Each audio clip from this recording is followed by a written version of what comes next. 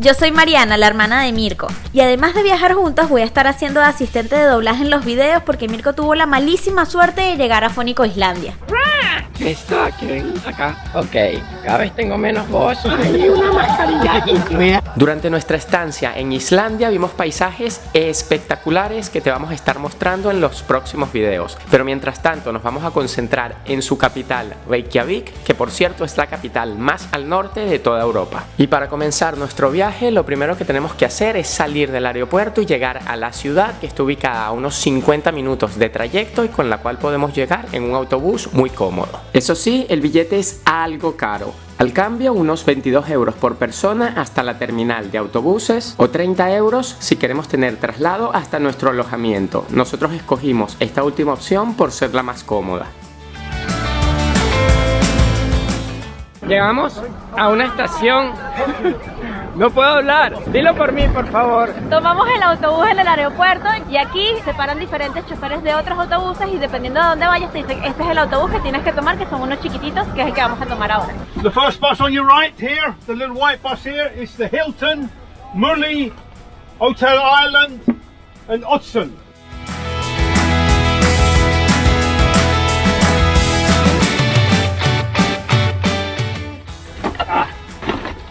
Thank you so much. There you go.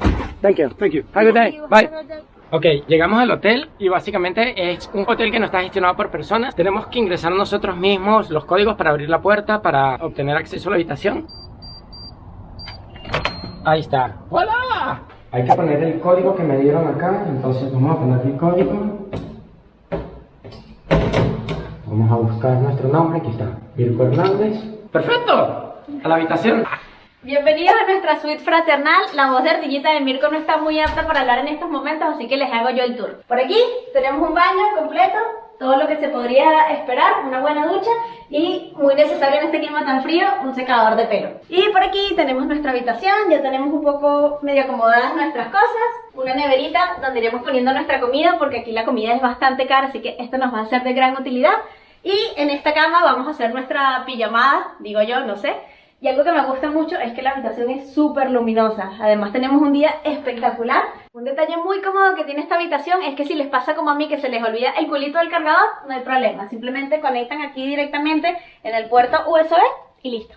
Ajá, y aquí les dejamos un dato bastante importante, y es que si son personas que vienen simplemente que lo que quieren es viajar, nosotros decimos que este es un hotel como que para personas a las que no les gustan las personas, pero en el buen sentido. Es decir, ustedes llegan al hotel y ya lo vieron, simplemente es meter un código, agarrar la tarjeta y listo, no hay que estar pasando por un check-in en el que a veces se puede tardar tiempo, etcétera, lo cual está muy cómodo. La habitación cuesta alrededor de los 95 euros la noche, estamos unos 3 kilómetros del centro, así que nosotros nos vamos a ir alistando, que vamos a ir a explorar. Ya me chupé varios caramelos de eucalipto, la voz no siento que me haya mejorado mucho, pero vamos a intentarlo. Como pueden ver, estoy preparado para salir al frío, dice que están haciendo ahora menos 5 grados, así que vamos de salida. No soy muy de bebidas calientes, pero esto se agradece y espero que me ayude un poco con la garganta.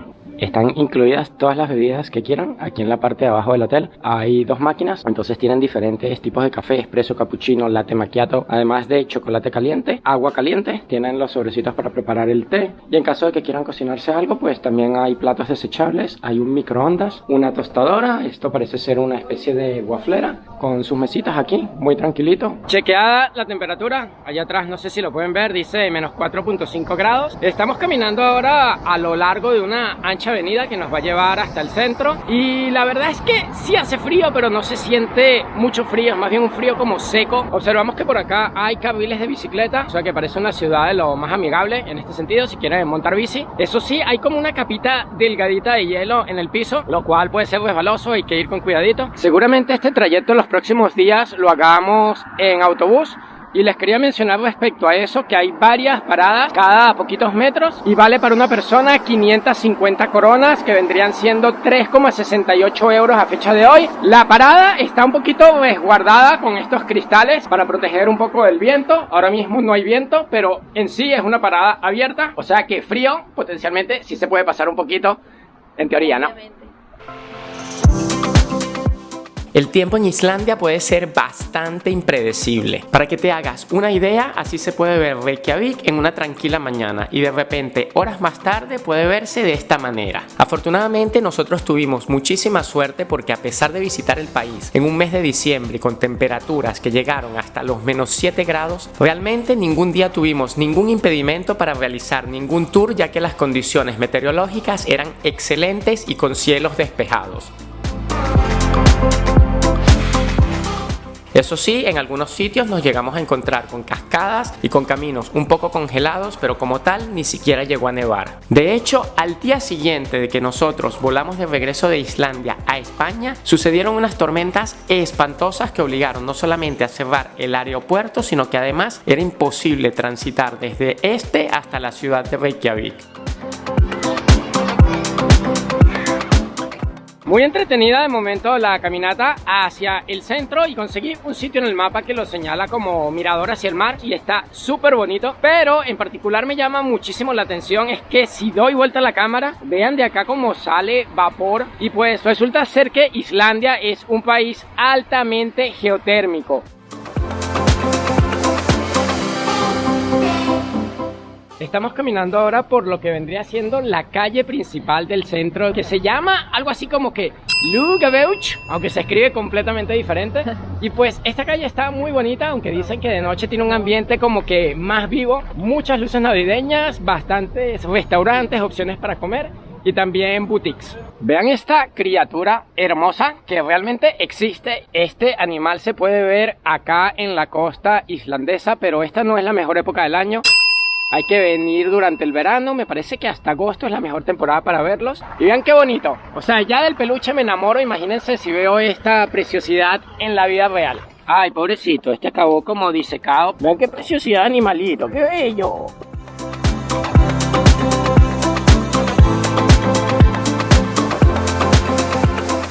Obviamente en un clima tan frío como lo es el de Islandia y en el que sobre todo en esta época del año hay tan poquitas horas de luz, en este momento más o menos viene amaneciendo como eso de las 11 de la mañana y ya a las 3:30 se está poniendo el sol, es decir que estamos hablando de menos de 5 horas de luz en total. Tiene mucho sentido pintar las casas de estos colores así tan bonitos y tan coloridos que le dan mucha vida a la ciudad, por supuesto. Acabamos de tener una experiencia de lo más bonita y es que estábamos simplemente caminando por las calles, fotografiando las casas y de repente un señor salió, nos saludó, un señor mayor y nos empezó a contar la historia de esa casa en particular y era muy interesante. Era básicamente que la mayoría de las casas de la zona originalmente eran mucho más pequeñas y estrechitas, pero con el paso del tiempo también como las familias han ido creciendo, las han ido ampliando y es algo que se puede ver si uno se fija visualmente porque por ejemplo hay algunas paredes antiguas que se ve como que la división de los ladrillos, mientras que en las partes nuevas la pared es un poco como que más lisa. Nos contó incluso como a través de una puertita echaban carbón para calentar las casas, como a medida que algunos vecinos han ido falleciendo por la edad, ellos han ido comprando más terreno y una de esas casitas las tienen en alquiler vacacional. Al final no lo grabamos porque fue súper improvisado, pero nos dio una muy buena impresión de los locales de aquí. Los traigo ahora a la catedral de Reykjavik, una catedral construida en un estilo moderno muy impresionante. Yo no suelo ser muy fan de este tipo de construcciones así más actuales, pero esta está muy impresionante porque simula las rocas de basalto que son tan populares en este país.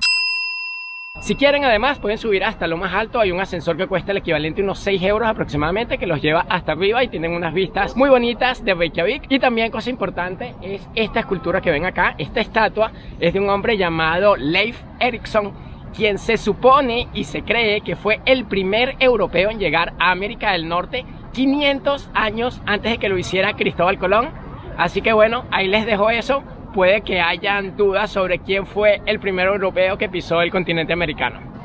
Un dato muy interesante y curioso.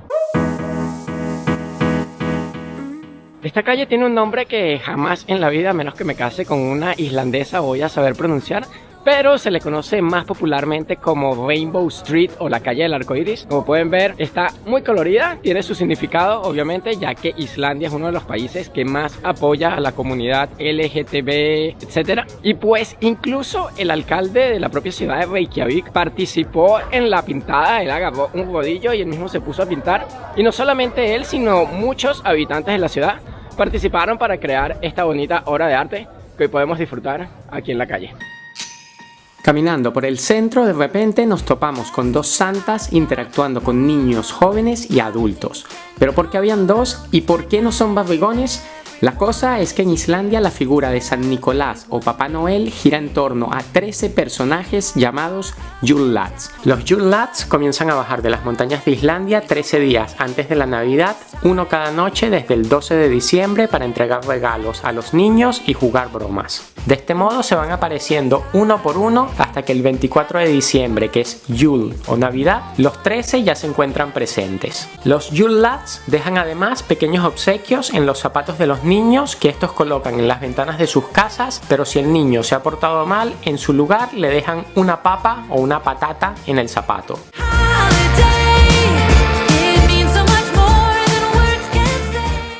Quiero que aprecien hacia el final de esta calle, vean qué bonito. Creo que los colores en realidad no se ven tan bien como los estoy viendo yo, pero ahora mismo el sol se está ocultando detrás de esos árboles y se ve espectacular. Como tal se puede decir que es de noche, hace más o menos 1 hora y piquito, son ahora casi las 5 de la tarde, 4:50 para ser exactos. Y vean qué ambiente tan navideño que hay por acá. Allá hay un puestito donde vende chocolate caliente, mi hermana se acaba de comprar una cosita por ahí. Así que vamos a seguir caminando por el centro y les quiero mostrar una cosa en particular que está cruzando la calle. Islandia como país está lleno de tradiciones relacionadas con personajes mitológicos y seres fantásticos como los duendes. Y uno de esos personajes es el gato de Yule.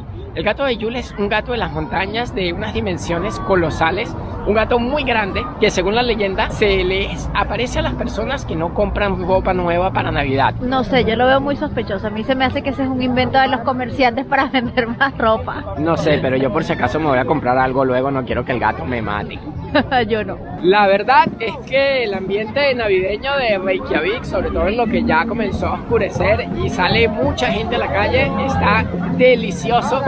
Tenemos ahora una actividad y la verdad es que no me provoca irme del centro, pasaría aquí toda la noche. Está de verdad súper agradable y vean lo que tenemos por aquí, pista de patinaje para niños sobre hielo. Y esta placita aquí, muchos puesticos donde venden chocolate caliente y las familias caminando, relajándose, tomándose su bebida para calentarse un poquito. Y vean la decoración allá al fondo. Un poquito de calorcito se va a agradecer. Ya siento la calefacción. Y llegamos a un sitio que está un poquito alejado del centro y esto va a estar bueno. Mientras esperamos, en un episodio más de Latinos por el Mundo, presentamos... 2 venezolanos en Islandia comiendo platanitos.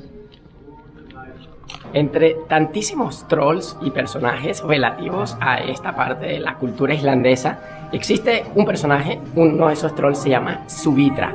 Se cree que existe este personaje desde hace más o menos unos 730 años y que las personas acuden a ella en búsqueda de consejos y de curas, sobre todo como de corazón roto, de cuernos que te crecen, en fin.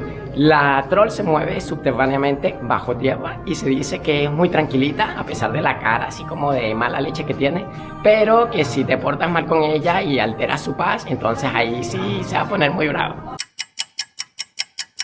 Ok, cada vez tengo menos voz, parezco un gallo. Ok, tengo que decir que Mirko en verdad no está mintiendo ni está fingiendo, esa es su voz como está ahora.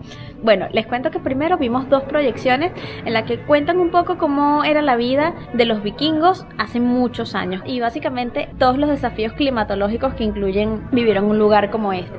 Y luego de eso pasamos a la parte que a mí más me impactó y me encantó, me quedé con ganas de más, si pudiera lo haría muchas más veces, que es básicamente te montas como que en una silla, te aseguras así como si fuese una montaña rusa, la silla se eleva un poco y tiene como que una pantalla circular en la que tú te sientes como que estás dentro de lo que está en la pantalla y te hace recorrer Islandia en diferentes situaciones climatológicas, montaña, nieve, volcán, río, mar. Sientes que estás volando, pasando por todo, sientes que de repente te vas a estrellar contra el agua, contra una montaña, te hace gritar, levantar las piernas.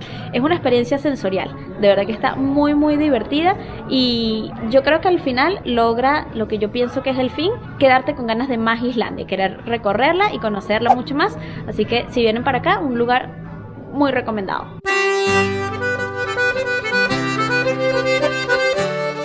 Dentro de breve va a comenzar la parte más excitante del día de hoy, es que vamos a estar intentando ver auroras boreales, pero para empaparnos un poco sobre cómo se produce este fenómeno en la naturaleza, estamos visitando el Museo de las Auroras. Corte. ¿Cómo que intentando? Yo no me voy de aquí sin ver la aurora, no me voy sin la aurora.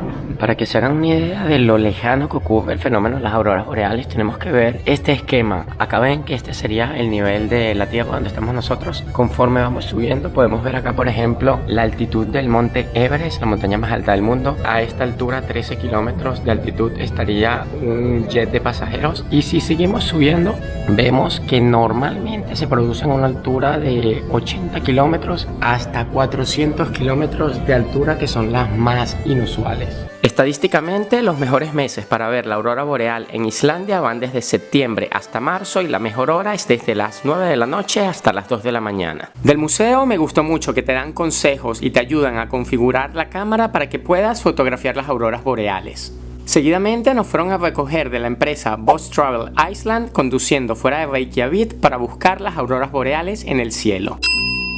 Estas son las fotos que nos hizo nuestro guía, están bien, aceptables, solo que la cara salió un poco como quemada del sol, y estas son las que nos logramos sacar nosotros mismos. Las primeras no salieron tan bien, pero las dos últimas creo que sí fueron las mejores. Para la segunda parada nos detuvimos a un lado de la carretera, en el medio de la nada y en una zona totalmente oscura. En estos momentos se está viendo la aurora boreal por allá detrás, muy tenuemente. Con la cámara se aprecia mucho mejor. Aquí tal vez vean la franjita, esta lucecita de acá, esta es la aurora boreal. Espectacular. Esperamos verla con más intensidad en las próximas horas, y si no, tenemos más intentos en los próximos días. Aquí estamos haciendo la prueba de hacer algunas fotos. Bueno, sale bastante bien, un poco borrosa, pero la voy a tener que enfocar de nuevo. Vuélvete a poner y te repito la foto. Dale. Para este punto del tour ya habíamos entendido bastante bien cómo teníamos que configurar la cámara para poder tomar las fotos de paisaje. Eso sí, para tomarnos las fotos a nosotros mismos todavía nos faltaba aprender un truquito que se los voy a mostrar en el próximo video. Ok, creo que tenemos ya como un par de horas cazando auroras boreales.